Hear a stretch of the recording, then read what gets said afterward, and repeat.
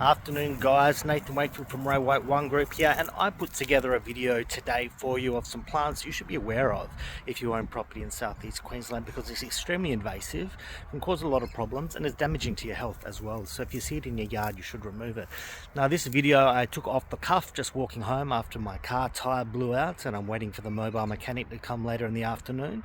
So watch the original video, but if you do want to have a bit of a look at some more features of this plant, I'll put through something a little bit more thought out, a little bit less noisy at the end of this video, which you can watch, which will go over much of the same things I already talked about, but for those of you that's interesting, will hopefully be something that you enjoy.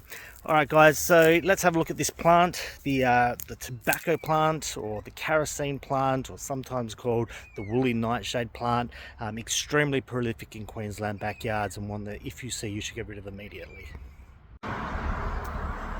Afternoon guys, it's Wednesday afternoon and I've actually just blown my car tyre out, so I'm having a bit of a long walk back from the edge of Petrie back into Murrumba Downs, and I noticed a plant that if you guys have growing in your gardens could potentially affect the value of your property, and if not, should be removed straight away because they can become quite a problem. Now this plant's called the tobacco bush. I'm going to flip this property walking by on the road here. It's actually a member of the tomato family, or the eggplant family, and as you can see, they're just coming up into getting ripe fruits now. Now this house that I'm standing at on Anzac Ave in Kalanga has one tree here, two trees up the back there, which you can probably see the leaves. There's one growing by the house over there. There's another growing by the gate here, another one growing behind there. You've got two along the fence up the back on that side, just in there, as well as a couple down by the shed. And I guess it goes of an invasive plant this is, and how quickly, if it gets established, can take over your whole yard. Now it's a really difficult plant to remove as well.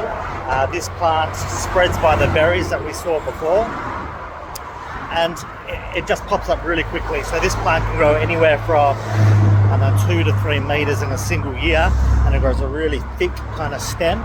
And when you go to chop it down, it has a really pungent, horrible smell to it, sometimes called the kerosene plant. And what that does is it has these fibers as well in there, which are really irritating to your nose and your mouth and aren't particularly fun to chop down. Now a single plant like this can pop up and appear out of nowhere, and they look almost like they could be meant to be there. They look almost ornamental. They've got those pretty little flowers you see on eggplants and potatoes, and similar to tomatoes as well. But really guys, if you see this one in your garden, you should definitely rip it up before it gets too big. And if you've got a couple of established ones in there, I would go about removing them, because once they get really established, just like that house we saw back there, they'll start popping up all over the place and they start to make the property look a bit ratty and untidy, and it's a big job to get rid of them. So a little bit of a public service announcement for all you guys out there. Sorry about the noise. We're on Anzac Ave here, which is always a really busy road. Didn't expect this walk home today, but I hope that's helpful to you anyway. Alright guys, we'll catch you in the next one. Alright guys, thanks for watching that little brief bit of an introduction on the tobacco plant. And if you do want a little bit more of information about this plant, maybe how you can identify it, and maybe some of the things to know about this plant, stepped away from the road where I found a bunch more of these, and we can have a look at them now. So this is between a couple of vacant lots. I've got a huge spread of plants in the wilderness here, and this is our plant.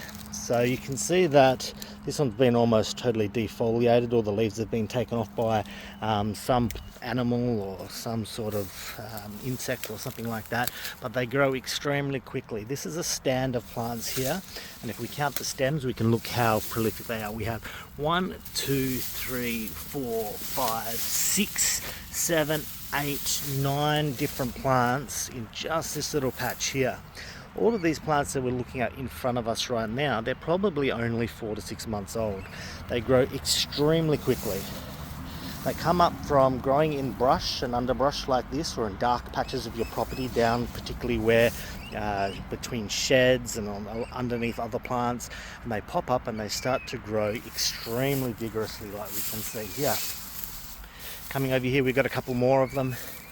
And you can see that once they start dropping those seeds that we looked at, we see another 1, 2, 3, 4, 5, 6 plants just here as well. And when we continue down the line, we'll see we've got another bunch of them sitting over there. There's some more coming up over this way. And they are actually in the nightshade family, or the potato and eggplant family, like I mentioned before.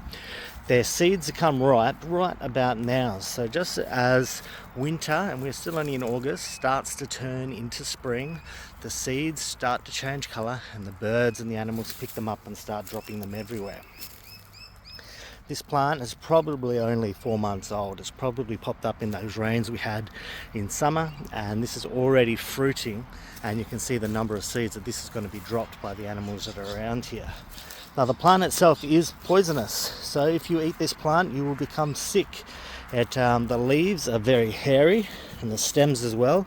That's why it's sometimes called the woolly nightshade, and I don't like touching them, so I'm not touching right at the very edge here. You can see that there's this fuzzy kind of coating to all of the stems here, and that's on all of the leaves and the undersides of the leaves as well. Now this dust and powder, once you try to cut down these trees, is going to spread throughout the entire area that you're cutting down. The leaves also have an extremely pungent smell to them. It smells like kerosene, which is why it's got the name kerosene plant as well. And it is a really unpleasant plant to remove from your property because of those reasons. If you try to cut this down, you will find that that dust gets in your mouth and your lungs, and it really kind of irritate your throat and your mouth. And it also has a chemical in there which makes you want to spew up. So it's really not a fun plant to move from your property. Now, it's because it is such a hardy and prolific plant as well, you'll find that when you do go to remove this from your property, that even once you have entirely dug it up, it can come back from the roots, it can come back from the stems that have been dropped on the ground, it can reroot into the ground.